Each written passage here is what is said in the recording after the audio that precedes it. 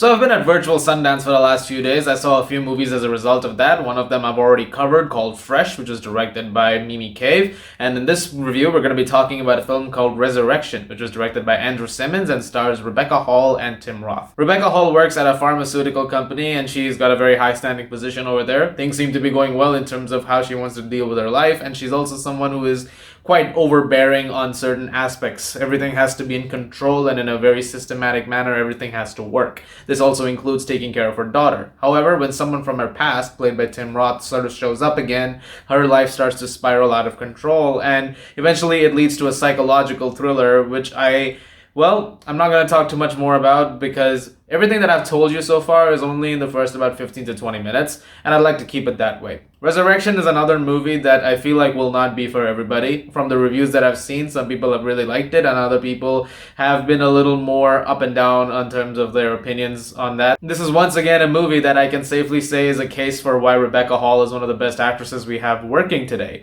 because she is excellent in this film. This is one of her other career best performances, honestly. This is up there, top shelf, with some of the best work she's ever done. And between this, The Night House, and also Passing, which she made her directorial debut with, she's had quite a year. So I feel like we should be celebrating her more in the industry, and I don't think that's happening enough. Tim Roth is also kind of crazy in this film. I thought that he was really great.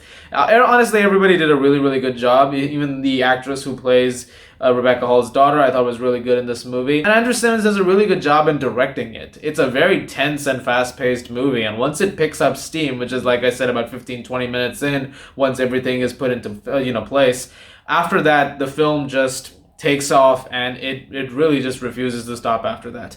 And it's very bizarre, and it's very surreal at times. I kind of like films like this. I've talked about this several times in other reviews before, but films that just go out there and they decide to do these more bizarre things, like in terms of psychological thrillers and horror movies, I love those. And Resurrection has a ton of that. I will say I have a few gripes with it here and there. There are certain things about it that I think could have been a little better in retrospect. For instance, when it comes to resolution, as you're approaching the end of the movie, there are certain things that happen and I thought, okay, I do feel like this is not quite working in the same respect as I think it should, because it builds up in a certain way and then there are certain things that happen and I'm like, okay.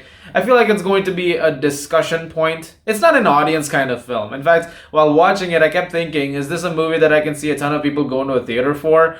And I'm not sure about that. Maybe, hopefully. I hope people do get a chance to check it out, because I feel like public opinion on this is going to be a little skewed, but it'll be interesting to see once it's officially released, which I don't know when that's going to be. Actually, similarly to what I just said earlier, it has a bearing similar to The Night House, a movie last year that I really enjoyed. But similarly, 85 to 90% of that movie was great until a certain point.